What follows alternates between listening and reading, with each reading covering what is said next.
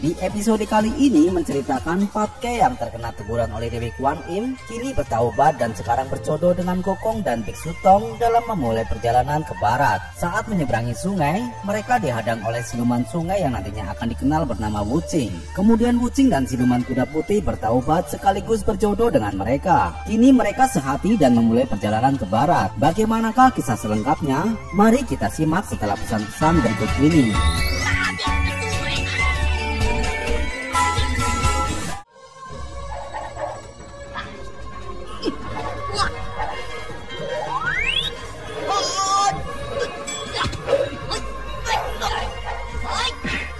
Setelah Patke dihakimi masa akibat ketahuan dirinya adalah siluman babi yang menyamar dan menikahi salah seorang warga, ia pun diselamatkan atas kehadiran Dewi Kwan Im.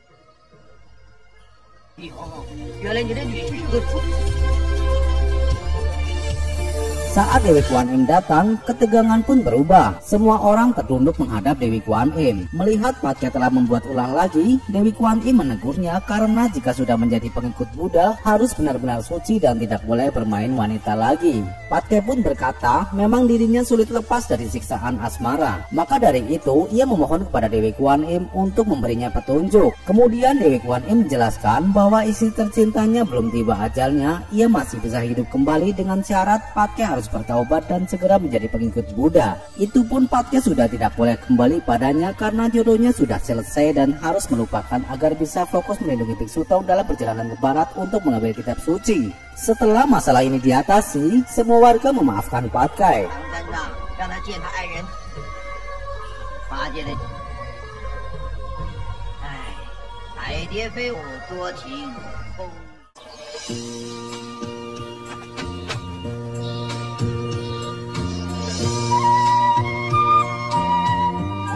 Akhirnya mereka bertiga memulai perjalanan ke barat. Dalam perjalanannya, Patke masih merasa bimbang karena belum bisa melupakan mantan istrinya. Di tengah perjalanan, Gokong menemukan sebuah rumah kosong untuk beristirahat.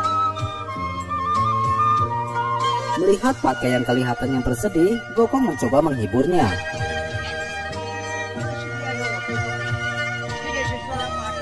Kemudian Patke bercerita kepada Gokong tentang asal-usulnya bahwa Patke dulunya Panglima Tianfang yang pernah diutus oleh Kaisar Langit untuk membunuh gorila raksasa, dan Patke berhasil memotong ekornya. Mendengar hal ini, Gokong kaget karena gorila yang dihajar adalah dirinya. Patke pun juga kaget. Pada akhirnya mereka bertengkar. Melihat hal itu, Guru Tong melerai dan menjelaskan bahwa mereka sudah ditakdirkan berjodoh saudara seperguruan.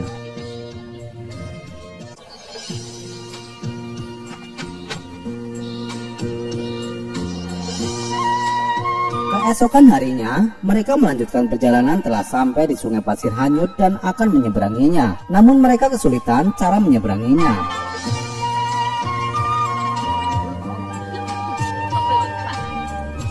Kemudian Patke melihat seorang warga yang lewat, lalu ia pun bertanya. Namun warga ketakutan melihat rupa Patke yang berwujud siluman, begitu juga melihat rupa Gokong.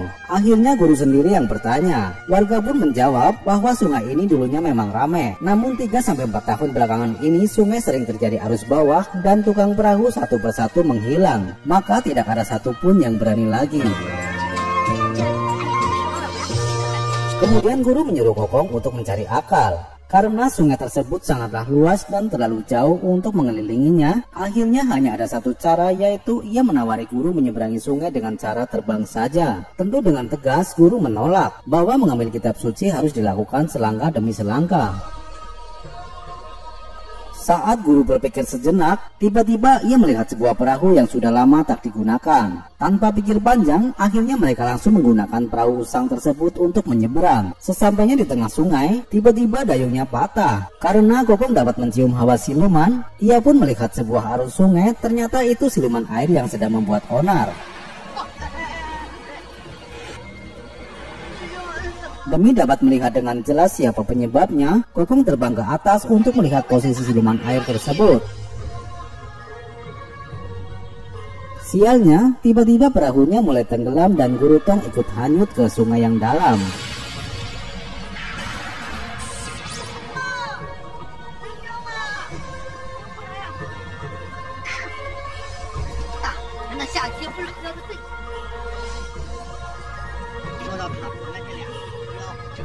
Ternyata guru ditangkap oleh siluman sungai yang telah banyak memangsa warga setempat. Ia akan memakan guru. Namun guru tetap tenang dan membuat siluman sungai kebingungan. Guru memang pemberani dan teguh akan imannya hingga siluman sungai menjelaskan asal-usul tujuannya, alasan ia terjebak di dalam sungai dan menjelaskan semuanya.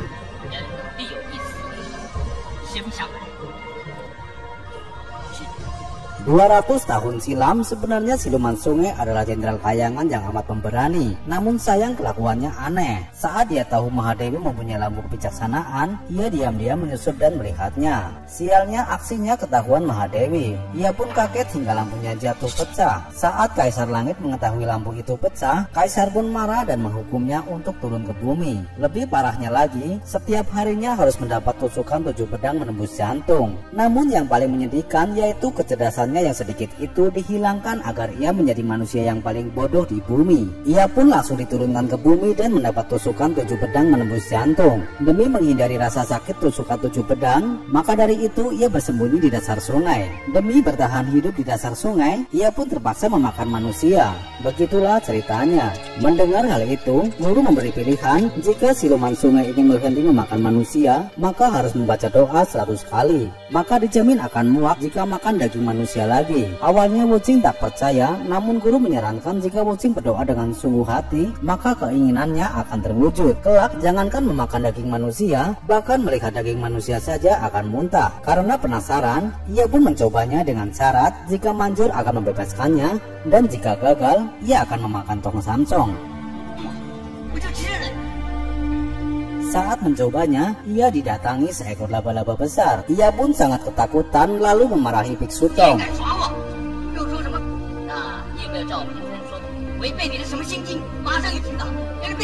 Namun Biksu Tong menyarankan sekali lagi agar saat laba-laba itu datang, segeralah menulis huruf Buddha di perutnya, maka laba-laba itu akan lenyap. Karena masih penasaran, ia pun mencoba lagi.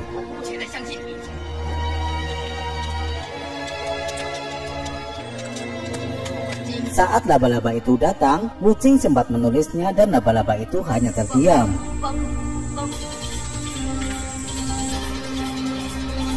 Tetapi Wucing masih ketakutan dan segera memarahi Biksu Tong. Mengetahui hal itu, Biksu Tong lalu menyuruh Wucing membuka baju dan melihat perutnya.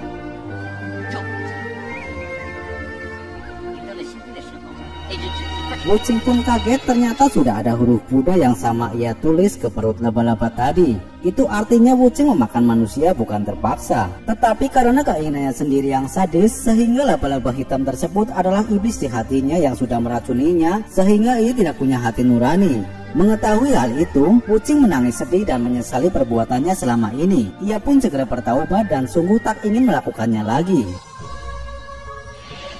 Di sisi lain, Kokong yang sedang berusaha menemukan gurunya yang hanyut di dalam air, ia mendapat cara membelah sungai agar dapat dengan mudah menemui gurunya.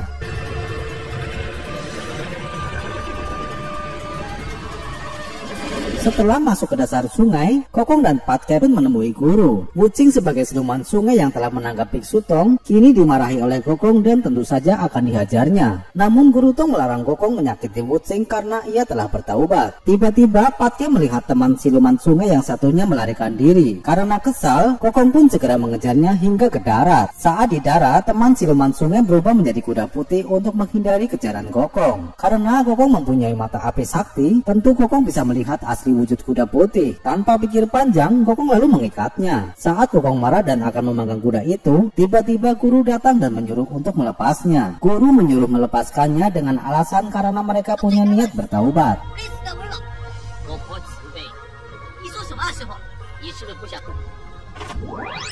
Tidak lama kemudian, Dewi Kuan Im datang memberi petunjuk bahwa mereka beruntung lewat tempat ini dan bertemu Wucing, itu artinya mereka berjodoh. Untuk menembus kesalahan, kuda putih disarankan Dewi Kuan Im untuk membantu mengantar Biksu Tong ke barat mengambil kitab suci. Kelak jika berhasil, maka ia akan kembali wujud semula. Dan untuk Wucing yang dosanya terlalu banyak, jika ia berhasil membantu Biksu Tong ke barat, ia akan terbebas dari tusukan 7 pedang menembus jantung. Tentu Biksu Tong menyetujui hal ini. Akhirnya kini mereka sehati dalam satu tujuan untuk mengambil kitab suci ke barat.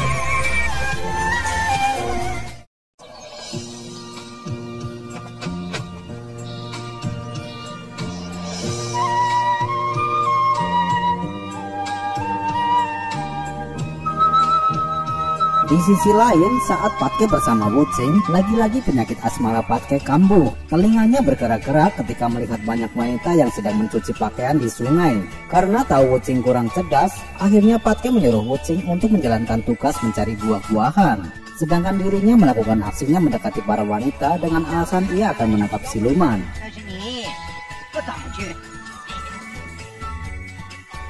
Demi bisa mengelabui, ia merubah wujudnya menjadi seorang pangeran dan segera mendekati para wanita itu.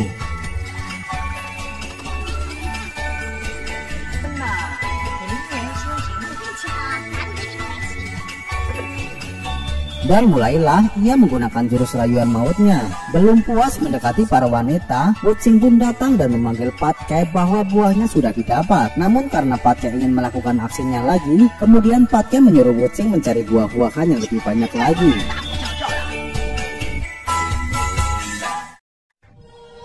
Di sisi lain, Kokong bersama Guru Tong yang sedang menunggu Patke dan Wuching, ia merasa lapar. Karena tidak sabar, akhirnya Kokong menyusulnya. Saat di jalan, Kokong terheran bertemu dengan Wuching sendirian yang telah mengumpulkan buah begitu banyak. Wuching juga menceritakan ia mencari buah sendirian, sementara Patke menangkap siluman. Kokong pun curiga jika Wuching telah dibohongi Patke. Merasa ada yang tidak beres, Kokong pun segera mencari Patke. Singkat cerita, di sisi lain Patke bertemu seorang wanita yang akan mencuci pakaian. Saat ditanyai, wanita tersebut malah menangis dan menceritakan kisahnya yang amat sedih akan dijodohkan dengan orang yang tidak dicintainya. Dengan kebiasaannya, Patke pun tergoda oleh wanita itu dan mengatakan ia akan siap menjadi pendampingnya. Saat wanita itu berharap jadi istrinya, Patke pun mulai jatuh cinta. Dan lucunya saat Patke hendak mencium wanita itu, alangkah kagetnya ternyata wanita itu adalah Kokong yang sedang menyamar. Tentu Patke lari ketakutan karena Kokong sudah pasti akan menghajarnya. Jika Patke tertangkap, bagaimanakah nasib Patke di tangan Kokong? Pelajaran yang dapat dipetik dari film ini, jika kita bertaubat, haruslah dengan sungguh-sungguh agar kita terbebas dari penyakit hati. Sekian cerita Kerasakti 1 episode 8, dan nantikan episode selanjutnya.